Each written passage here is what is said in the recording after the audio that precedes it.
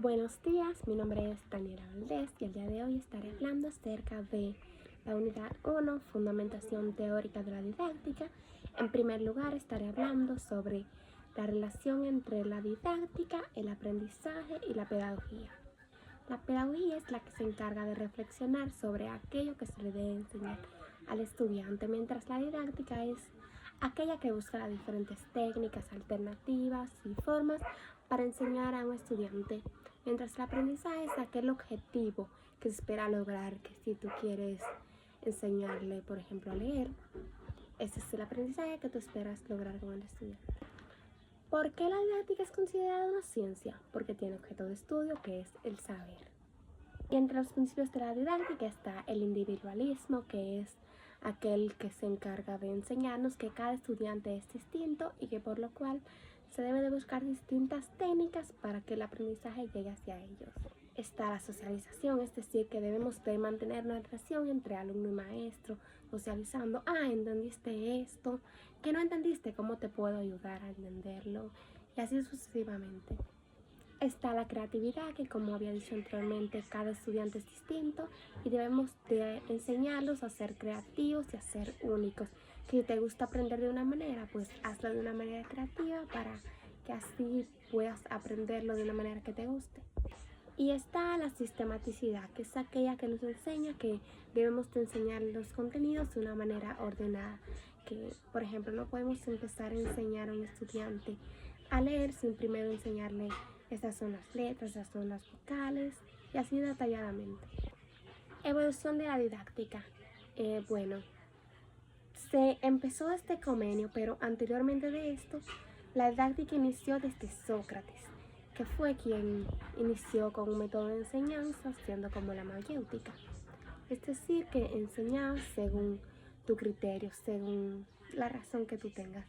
Luego de esto, en la antigüedad surgió Comenio, que fue el padre de la didáctica y fue aquel que propuso que los estudiantes deben de aprender con imágenes para que así aprendan de una mejor forma. Y fue así sucesivamente y luego llegó a la enseñanza por competencia, que es la que más se realiza actualmente, que es aquella que se encarga de que los contenidos que se enseñen, tú sepas cómo utilizarlos en la vida diaria. Características de la enseñanza está la individualidad, es decir, que debemos de enseñarles individualmente al estudiante porque, como había dicho anteriormente, cada estudiante es distinto y debe de aprender de una manera distinta. Está la intencionalidad, es decir, que debemos de tener un objetivo y una intención de la enseñanza, que tú no puedes enseñarle a un estudiante algo sin saber para qué va a usarlo, de qué le sirve. También está la adaptabilidad, es decir, que debemos de irnos adaptando, que si un estudiante no aprende de una manera, pues buscamos otra. Debemos como maestros nosotros adaptarnos a la enseñanza del estudiante, porque nosotros ya sabemos lo que sabemos, pero tenemos que adaptarnos para que aquellos estudiantes vayan aprendiendo según su criterio. También está la evaluación continua, es decir, que debemos de ir evaluando continuamente, que aunque a muchos estudiantes no les gusten las evaluaciones, pero son necesarias, porque de esta manera es que vamos midiendo sus aprendizajes.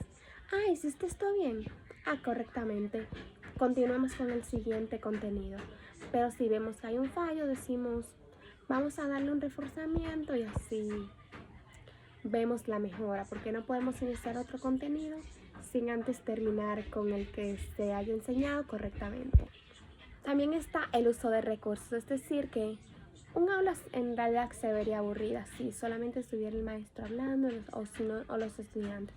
Debemos usar recursos, que si estamos enseñando matemáticas, usemos bloques, que usemos libros de texto, y mayormente con los niños pequeños de preescolar, que debemos de utilizarles diferentes formas como masilla, porque los estudiantes cuando están pequeños aprenden por lo que ven y por lo que exploran.